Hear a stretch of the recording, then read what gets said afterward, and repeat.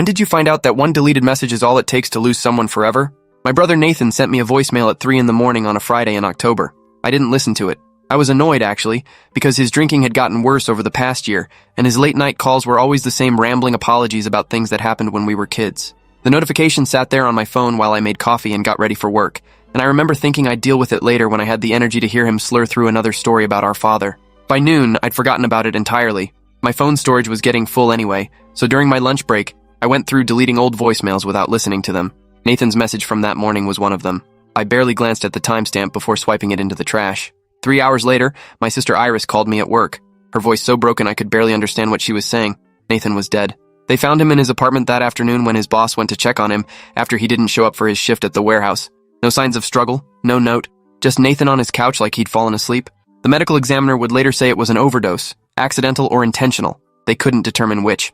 I stood in the parking lot of my office building with Iris crying on the phone, and my first thought was that voicemail, the one I'd deleted without listening. What if he'd said something important? What if there was a clue in his words that could have changed everything? I went straight to my deleted folder, hands shaking so badly I could barely hold my phone. 30 days. That's how long deleted voicemails stay retrievable. Except the folder was empty. I just cleared it that morning as part of my storage cleanup, permanently erasing everything including Nathan's final message to me. The weight of what I'd done hit me like a physical blow, and I bent over right there in the parking lot and threw up. My younger brother had reached out to me in what might have been his last hours alive, and I'd deleted him. I drove to Iris's house in a daze, barely remembering the route through suburban streets I'd traveled 1,000 times. She lived with her husband Kevin and their 2 kids in a modest home about 20 minutes from my apartment. When I got there, the house was full of relatives I hadn't seen in years, all of them crying and holding each other while I stood in the doorway feeling completely hollow. Our mother, Patricia, sat on the couch surrounded by photo albums, already deep into that grief-stricken nostalgia that overtakes people when someone dies suddenly. She kept saying Nathan had been doing so much better lately, that he'd sounded happy when they talked last week.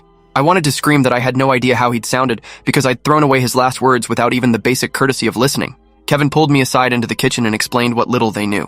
Nathan's boss, a man named Gregory, had gotten worried when Nathan didn't show up for the morning shift. Nathan had been reliable for the past 6 months, never missing a day, which was why Gregory drove to his apartment instead of just calling. The door was unlocked, and Nathan was on the couch with an empty bottle of pills on the coffee table next to him. The police said it looked like he'd been there for several hours, which meant he probably died not long after leaving me that voicemail. The thought made my legs weak, and I had to sit down at the kitchen table, putting my head in my hands while Kevin talked about funeral arrangements and notifying extended family. That night, I couldn't sleep. I kept replaying that moment in my car when I'd casually deleted Nathan's message, treating it like junk mail instead of a communication from my own brother. What had he wanted to tell me? Was it a goodbye? A cry for help? Just another drunk rambling that happened to be his last? The not knowing felt like it was eating me alive from the inside out.